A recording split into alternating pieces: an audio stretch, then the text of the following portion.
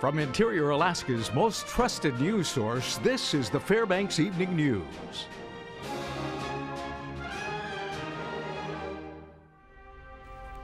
Good evening. Thanks for joining us. Our top story, closing arguments were made today in the trial of a former Nanook hockey player accused of rape.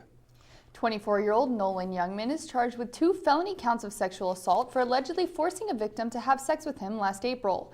The prosecution, led by Earl Peterson, started off the closing arguments by going over the victim's account of the night. He said she left Youngman and 2 others downstairs and went to her room. He explained how, shortly after, Youngman went up and assaulted her. Peterson told the jury to consider the 10 minutes upstairs when the assault took place. He said the defense is only distracting them by showing them things that happened before and after the incident. When the defense attorney, William Ingleson, began his closing statements, he asked the jury to look at the facts. He expressed that there was no physical evidence and no sign of the victim fighting back. He talked about how the victim changed her story and that she continued trying to go places that hockey players hung out. Both sides finished their closing arguments and the jury began deliberation. State and local government agencies have been working to clean air in the borough for a number of years. Now, those efforts were the focus of last night's Fairbanks North Star Borough Assembly meeting. Mike Fussell has the story.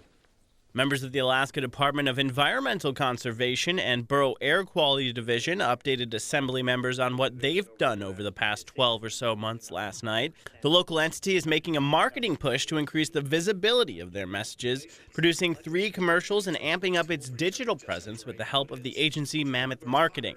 Had a total of 86 mail-outs. We've delivered 79 door hangers.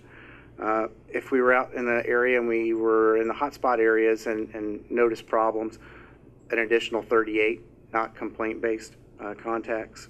2 new investigators were hired in 2015 who helped develop a policy where air quality violators could take classes in lieu of fines. The division also removed, replaced, or repaired 460 devices through the wood stove changeout program and responded to 81 complaints, witnessing 66 violations since last winter. They work 10-hour days, 4 days on, 3 days off, and right now they've logged over 720 hours just this winter alone on the road. So whether they're responding to complaints or in their free time, they're out and about in the community, speaking with people, putting up door hangers, they're active. DEC Air Quality Director Koch also spoke to the Assembly. The group says the EPA is working to redesignate the Fairbanks North Star Borough as a serious non-attainment area by June. The move would require the borough to come up with a plan for attainment by 2019. Borough Assembly members expressed concern that old data being used to structure initiatives doesn't accurately define current air quality. What I don't want to see is the old speciation studies, CMB stuff, that determined the allocation in 08-09, and then we take, for example, all the wood stove changeout, we model what we think the effect is to come up with what we think the number is today. Representatives from the DEC say they wouldn't be able to pay for new studies, but would use information if others provided it. Reporting from the Borough Chambers, I'm Mike Fussell. The city of Nenana issued a boil water order to its residents yesterday. That came after a regularly scheduled test of water from the city system came back positive for a contaminant. Another sample was taken and sent to Fairbanks to be analyzed. Nenana Mayor Jason Mayran says that the city is required to regularly test the water, and there have been a few times in the past where there were false positives. He said the city has a good water system. Our system's never been contaminated. We've had the system since the late 70s when it was first installed, and the water is derived from a deep well in the ground, and its system integrity is pretty tight. We were required back in the early 2000s after 9/11 to secure the entire water system. When we come back, the 24th annual Bisbee competition took place last night. We'll have the details. Also, a wood workshop will be held in North Pole tomorrow, and locals will have the chance to learn everything there is to know about firewood. Those stories and more when we return. Stay with us. Welcome back. The University of Alaska Board of Regents heard more public testimony Thursday on its plan to restructure the university system in light of state budget cuts. The draft Strategic Pathways Plan, released Tuesday, is meant to cut costs by focusing each of the 3 main UA campuses into certain disciplines. The proposal defines UA Anchorage as the metropolitan university responsible for health, policy, and social sciences. UA Fairbanks would be the research university for science, engineering, and rural development.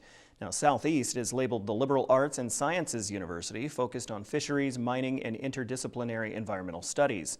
The plan also retains a few core programs, namely education and management across all campuses. But what is the next move by the regents? It's a regularly scheduled regents meeting, and the next one will be in April. So yes, any decisions which are not final necessarily will happen in April and then again in June. So as the discussion continues, those will be the next two opportunities. The Literary Council of Alaska held their 24th annual Biz Bee spelling competition last night. Mike Schultz was there and has this report. The Westmark Hotel was a scene of strangely attired people, interesting table settings, and more importantly, 15 three-person teams from across the community accepting word from the announcers and then huddling together to come up with the correct spelling. The contest came down to a stiff competition between representatives from the Nolwenn Library and the Fairbanks Daily News Miner. After going back and forth for close to 20 times, the Nolwenn Library team outlasted the News Miner team by spelling the final word isophily for the first place award. Afterwards, I talked with the winning team about how they prepared for the competition. We downloaded the study guide that they provide for the Biz Bee, and we've been keeping track of the words over the past 4 years, and we're going back to those, so taking notes. Mike Colassa commented that this year's event was a great success and raised a good deal of funds for the agency. I think that we raised probably in excess of $20,000 tonight to help change lives through literacy. So I'm really proud of everybody and really appreciate the community support to support the Literacy Council of Alaska. Mike then took his best shot at spelling the winning word, but it wasn't that easy. So the winning word tonight was isophily, and I don't know that I can spell that for you, but I think it was I-S-O-P-H-I-L. No, I missed it already. But isophily, congratulations to the Nolwenn Library. By the way, the correct spelling for the word is I-S-O-P-H-I-L-Y. But of course you already knew that, right? The University Cooperative Extension Service is holding a firewood workshop tomorrow at the North Pole Public Library. From noon to 4, members of the public will be able to learn all about acquiring firewood, permitting, and techniques. This is the first time the event is being held in North Pole. Alaska Forester Glenn Holt says people will be able to learn about the capabilities of the latest wood stoves on the market and how to maintain them. Also, potential wood gatherers will have a chance to refresh their knowledge of tree felling and chainsaw safety. Holt says the perfect time to go get firewood is during the spring when the woods are drier. For instance, in the fall, the roads are usually wet and access isn't all that good. The timber's as green as it can be. In the springtime, the sap isn't in it yet, and you're able to cut it down, move it out of the woods. Roads are smoothed out by the commercial logging industry, and things seem to work pretty well. You can use a sled to drag your wood out of the woods. Works great. Joe Cook is up next with sports and has some highlights and reactions from UAF's upset over the #1 team in the country. Also, 2 Nanooks get conference accolades from the WCHA. Sports is after the break.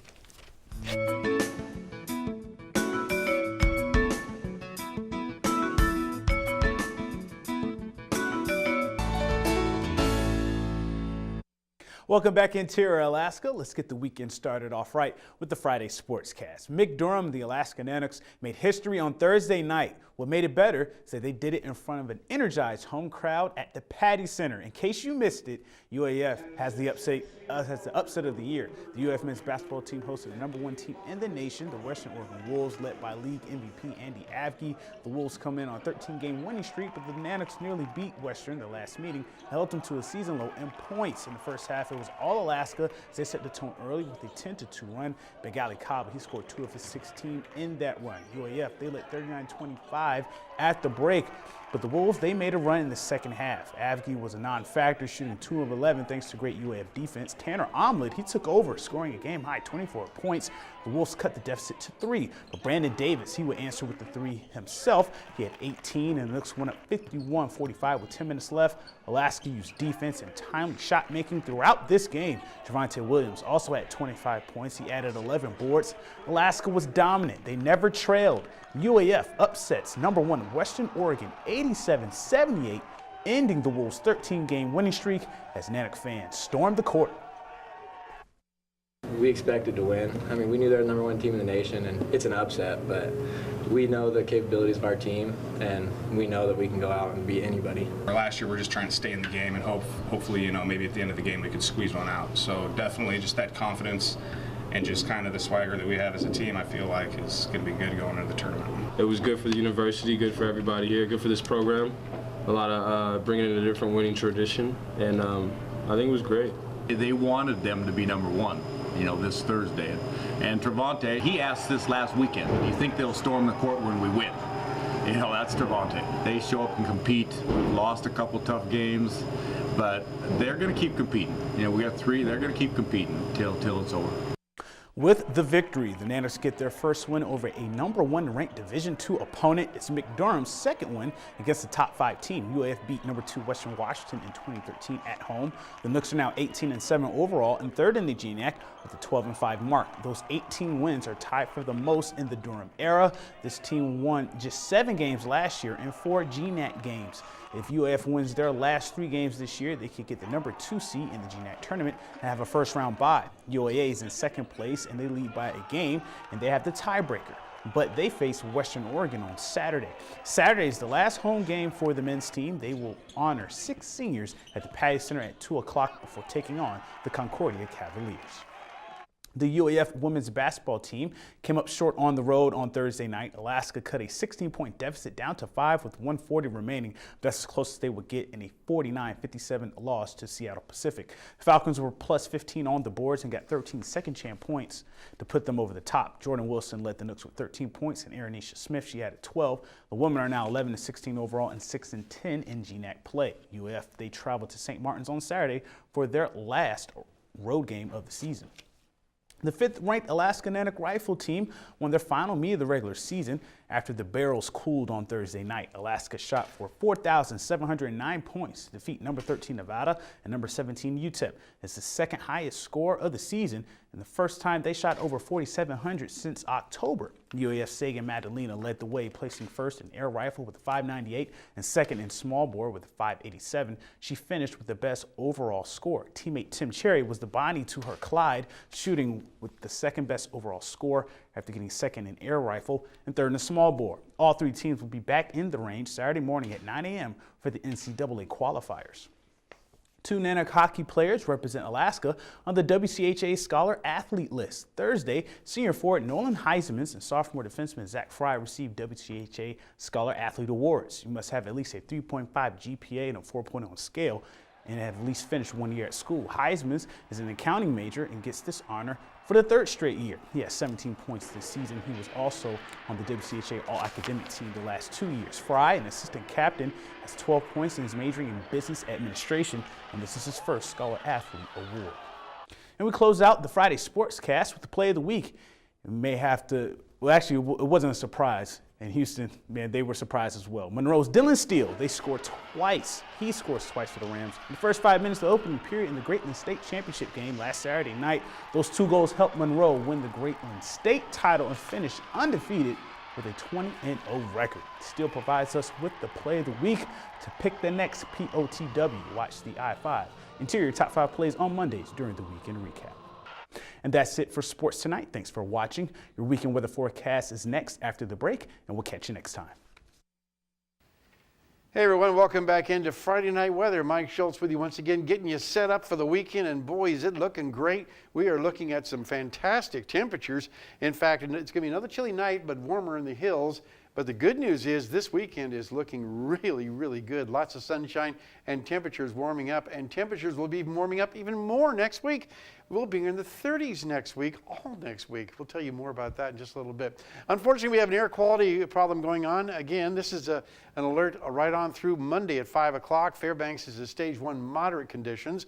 But North Pole is under stage 2, unhealthy for sensitive groups. So again, a reminder to keep the young ones inside, also those with any kind of respiratory problems or heart problems. Okay, here's what's going on our satellite and radar. As you can see, we have a little bit more moisture coming in from the southeast. And when it comes in the southeast, it gets blocked out for the most part. You can see we just have some high clouds moving across the Fairbanks area.